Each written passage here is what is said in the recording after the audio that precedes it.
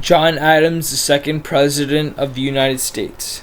So here's some basic presidential info about John Adams. His administration was for one term from 1797 to 1801. He was a Federalist. He helped Thomas Jefferson write the Declaration of Independence.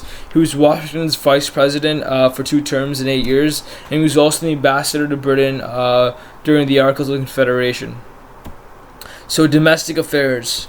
So during Adams' presidency, the Alien and Sedition Acts were signed and put into law, and it was an attempt to quell revolution against the Democratic Republicans, who the Federalists feared were going to start another revolution in America, like the French did against the king and the clergy and the ruling system over there. And these acts were passed to make it a crime to criticize government officials. So it was basically censorship, and it was violating the Constitution because it took away from the people's rights of freedom of speech and freedom of press. And it wasn't endorsed by John Adams. It wasn't proposed or advocated by him, but he did sign it into law, so it did cause a lot of criticism against him as well. And it also allowed the president to deport illegals who were considered dangerous to U.S. safety. So any immigrant, because mostly immigrants were supporters of the Republicans, any immigrant who they thought that was dangerous to the safety of citizens, the president could just deport them back to the country that they came from. And it caused Thomas Jefferson and James Madison to write the Kentucky and Virginia resolutions to denounce this legislation, and it also set the precedent for nullification in the future, aka nullification crisis and the South seceding the Civil War. So he also appointed the Midnight Judges. So this act allowed Adams to fill 16 judgeships within the end of his presidency. So in about 19 days, he filled 16 judgeships. He appointed specifically Chief Justice John Marshall, who was a Federalist.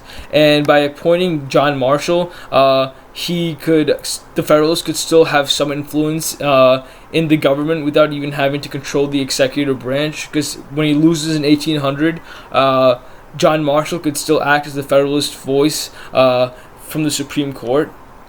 And he mostly did choose Federalists because he was a Federalist, and it allowed them to dominate the court and allowed them to dominate the government through Dartmouth v. Woodward, Gibbons v. Octon, Marbury v. Madison, McCulloch v. Maryland. All of these cases John Marshall presided over and had Federalist says and injunctions because he was a Federalist. And not really related to this, but John Adams left calmly without protest when he lost in 1800, and it marked a peaceful transition to another party when he lost to Thomas Jefferson. And it showed that the U.S. government wasn't built for revolutions. When one party lost and had to give up power to another party, there was a movement of peaceful transition between leaders of different ideologies. So foreign affairs. So the XYZ affair. So Adams sent U.S. diplomats to negotiate problems between the U.S. and France. So Talleyrand, the French minister, because that was the custom in European times, he demanded bribes before the negotiations could begin with the French diplomats, and that caused Americans to be offended and leave outraged because they thought that they wouldn't have to pay them extra just to meet and negotiate with them. And this signaled a firestorm in the United States, because before this, most Americans were pro-French because the French helped them fight and defeat the British in the Revolutionary War. But this changed the tide and caused massive outrage against the French, and eventually caused the Quasi-War. Now, the Quasi-War was an undeclared war fought at sea between the U.S. and the French. The war was over the U.S. debt to the French government prior to the Revolution, and because the new government was now in power, the Directory or the consuls or this new sphere of influence that was happening in France, the U.S. felt that they didn't owe money to this new government, so they refused to pay since there was a new regime in power, and they didn't owe money to that new regime. And this war went on for about half a decade, and the Treaty of Morfontaine in 1800 ended the war with a wash for both sides. No side really won or lost, but it did show great